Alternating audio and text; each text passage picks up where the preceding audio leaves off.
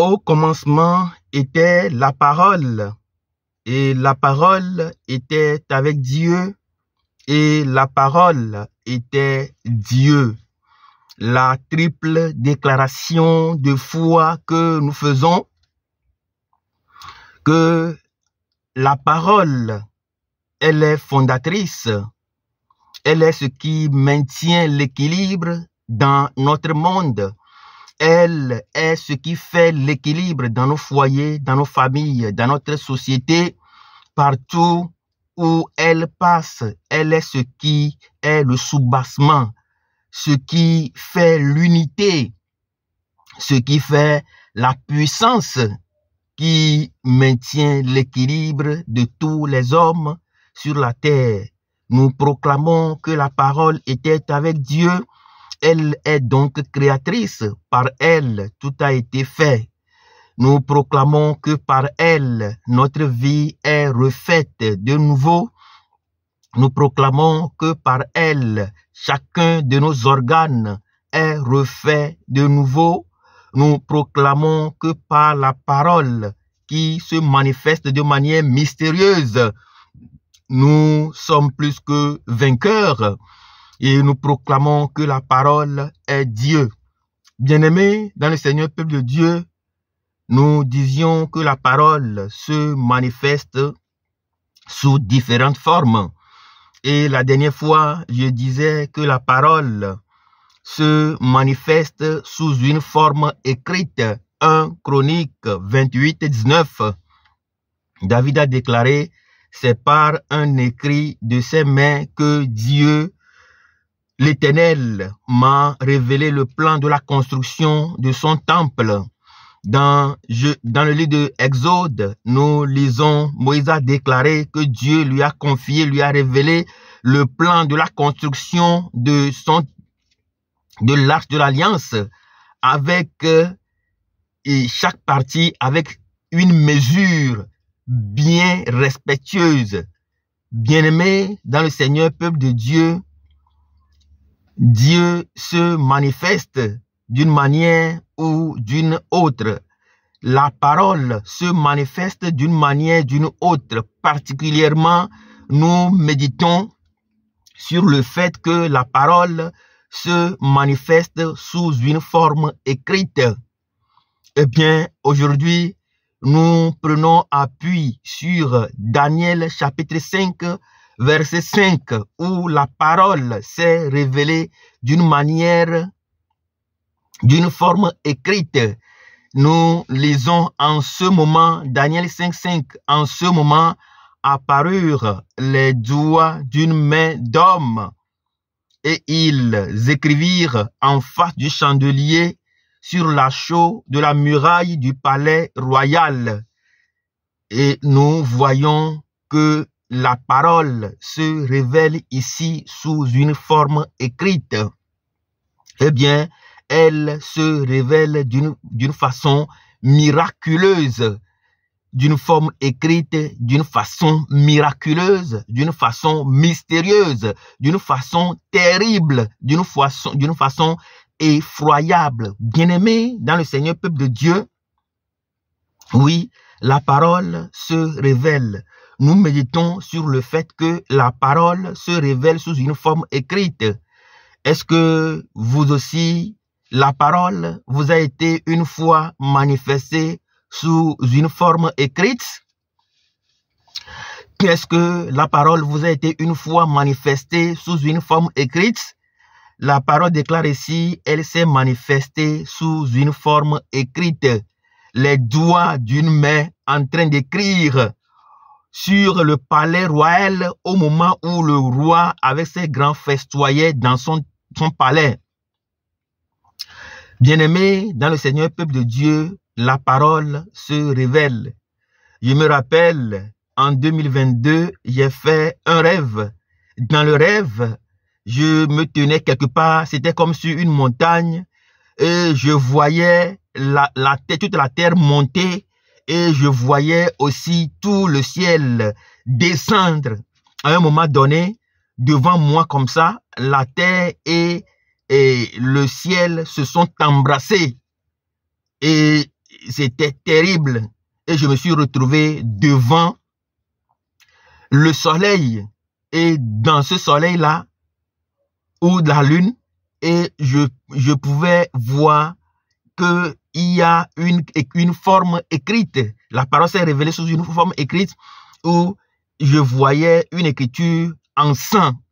C'était du sang qui a écrit Ruth dans la lune ou bien dans le soleil. C'était le rêve que j'ai fait un jour.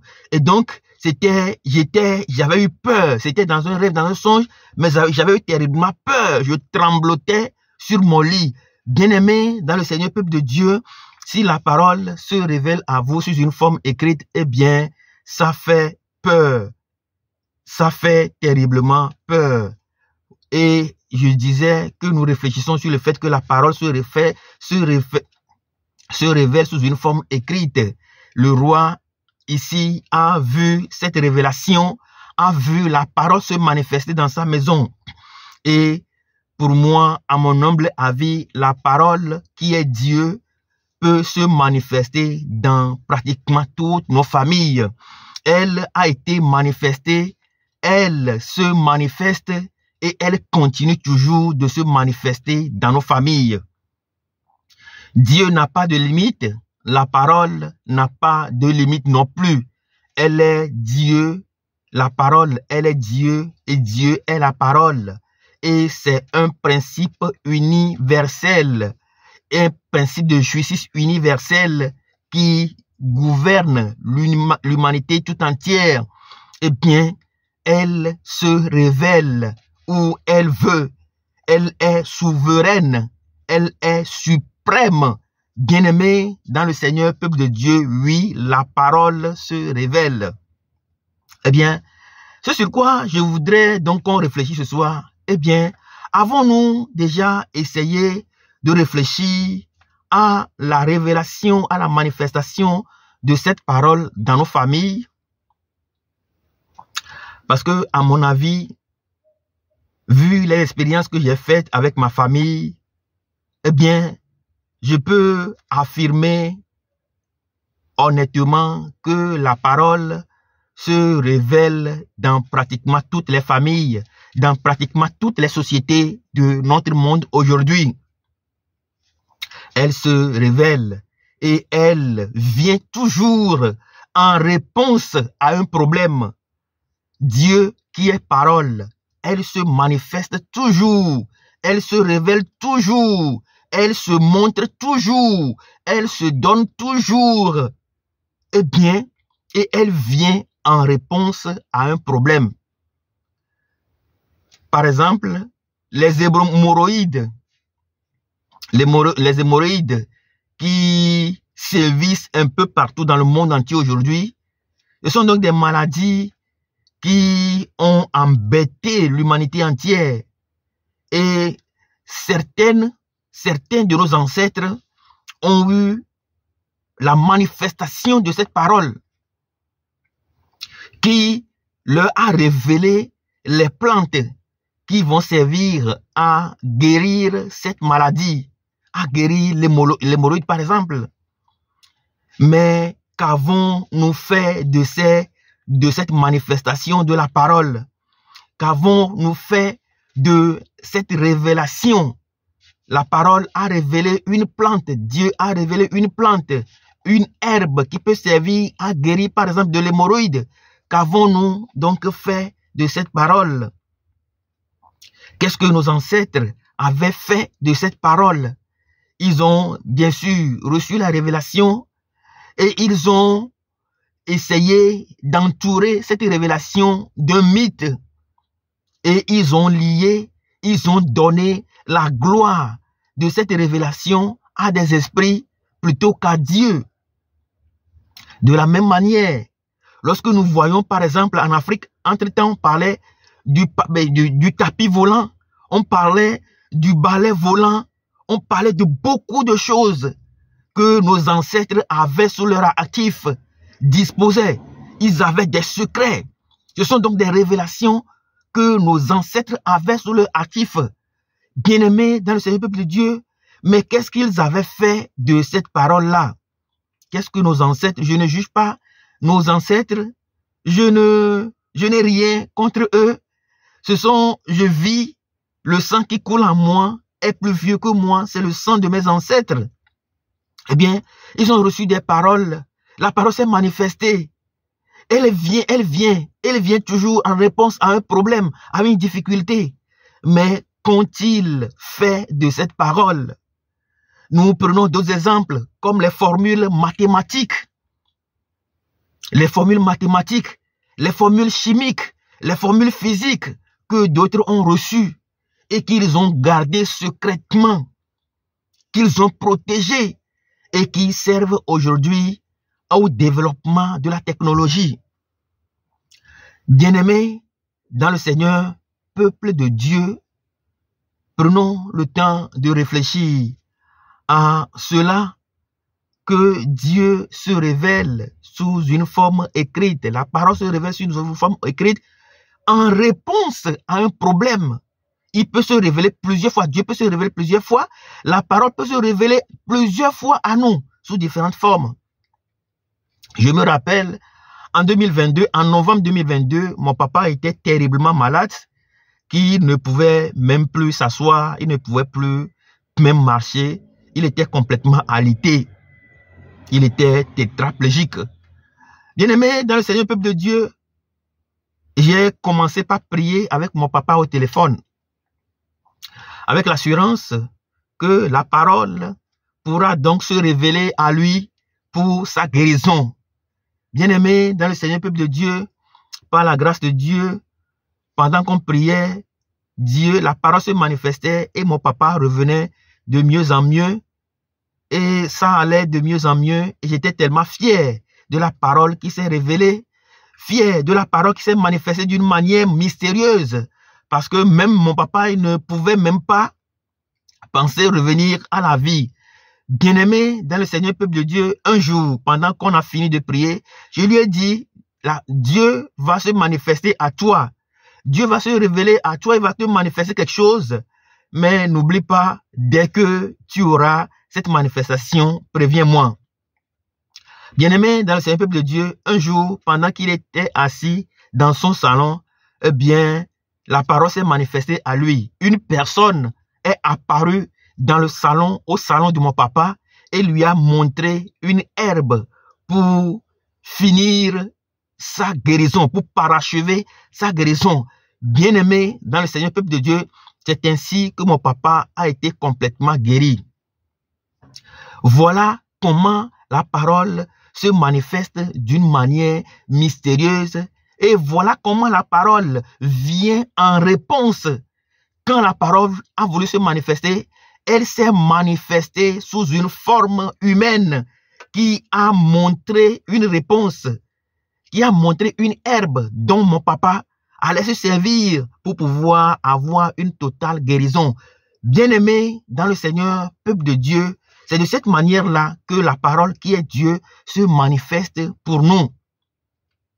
Il y a plusieurs manifestations de la parole, il y a plusieurs exemples, il y a plusieurs témoignages de la manifestation de la parole de Dieu. Un jour, moi-même, j'ai fait un songe. Dans le songe, j'ai vu le ciel et la terre se sont embrassés devant moi et je me suis retrouvé devant la lune. Et dans cette lune-là, il y a une écriture en sang. L'écriture qui s'est manifestée, c'est Ruth. R-U-T-H. Bien-aimé dans le Seigneur, peuple de Dieu, la parole, elle se révèle. Et quand elle vient, quand elle se manifeste d'une manière mystérieuse et miraculeuse, elle se manifeste et elle vient en réponse à une problématique, en réponse à un problème, en réponse à une difficulté, en réponse à un besoin de nos vies, dans nos vies. Bien-aimé, dans le Seigneur peuple de Dieu, la parole se manifeste réellement. Elle s'est manifestée à nos ancêtres. S'est manifestée à nos ancêtres. Et malheureusement, ce qui s'est passé, c'est que nos ancêtres ont réussi à interpréter de manière malencontreuse, à interpréter de manière faussée, de manière mystifiée la parole. Ils ont donné la gloire de cette parole aux esprits qu'ils adoraient. Bien-aimés dans le Seigneur, peuple de Dieu, mais aujourd'hui, ce qui se passe, ce sur quoi je voudrais qu'on revienne un peu, je voudrais que chacun de nous reparte peut-être dans sa famille, s'interroger sur sa famille, que chacun rentre dans sa famille, que chacun fasse des recherches dans sa famille pour voir quelles sont les manifestations de la parole dans la famille et comment les ancêtres ont réussi à interpréter de manière fausse, de manière malencontreuse cette parole qui s'est manifestée, qui vient en réponse à une question donnée, et comment cette parole s'est manifestée. Chacun de nous peut le faire. On peut le faire, il est possible de le faire, et on peut le faire en demandant simplement à Dieu de nous aider, de nous ramener dans le temps par téléportage. C'est possible et c'est facile si la parole, si nous comptons sur la parole, si nous croyons en la parole, si nous vivons dans, par et avec la parole.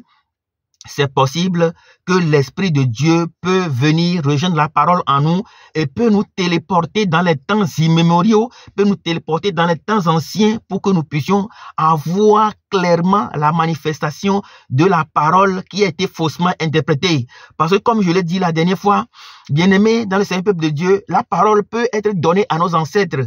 Mais à chaque fois que nous tentons de mystifier, d'interpréter d'une manière fausse la parole, eh bien, nous sommes obligés de subir toutes les conséquences de cette fausse interprétation que nous faisons de ces manifestations. Vous pouvez, si vous voulez, aller demander aux avocats qui ont réussi à interpréter de manière malencontreuse les actes ignobles que leurs clients avaient fait et qu'ils avaient défendu farouchement. Et par après, vous voyez la manière dont ils finissent leur vie.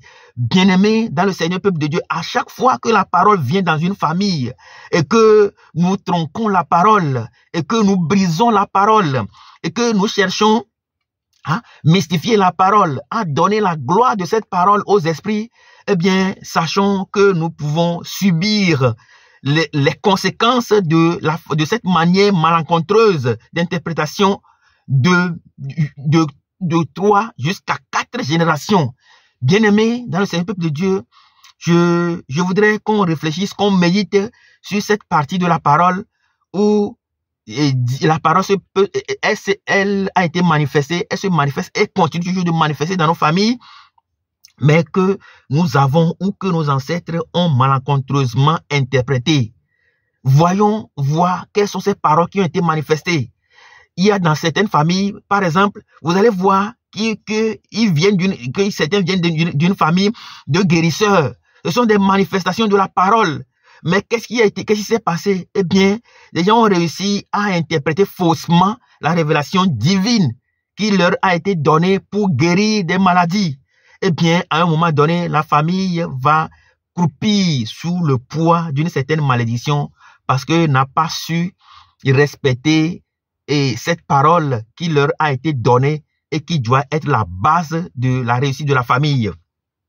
Bien-aimés dans le Seigneur, peuple de Dieu, le temps est donné, nous pouvons retourner dans nos familles pour voir ma famille, elle vient d'où? Ma famille, elle a quelle parole a été révélée à ma famille, quelle parole a été révélée à mes ancêtres, comment la parole a été révélée à mes ancêtres et qu'est-ce que nous devons faire pour que cette parole puisse être restaurée dans nos familles. Bien-aimés dans le Seigneur peuple de Dieu, la grande question aujourd'hui, c'est comment faire pour que la parole qui est donnée, qui a été donnée à nos familles puisse être réellement bien interprétée comme Daniel l'a fait, et puis que cette parole soit restaurée dans nos familles pour que nous puissions connaître la gloire que Dieu a pour nous au début de la création de l'humanité. Bien-aimés dans le Seigneur peuple de Dieu, c'est une grande recherche que je suis en train de faire. Je suis en train de creuser, je suis en train de fouiller, je suis en train de bêcher. Il y a des paroles que Dieu a manifestées dans nos familles, surtout africaines, et que nous avons malencontreusement interprétées. Si d'autres qui avaient aussi reçu les paroles comme les formules chimiques, physiques, mathématiques et autres, si eux aussi, ils avaient malencontreusement interprété cette parole qui leur a été donnée, eh bien, je ne pense pas que la technologie sera à la hauteur que nous voyons aujourd'hui. Eh bien, Dieu, quand il nous appelle, il nous renvoie dans nos familles pour être la lumière, pour revoir cette parole-là, éclairer de nouveau cette parole, la restaurer dans nos familles pour une liberté des enfants de Dieu et pour l'émancipation de nos familles, le développement intégral de l'homme et de tout l'homme dans le nom puissant de Jésus-Christ. Soyons bénis.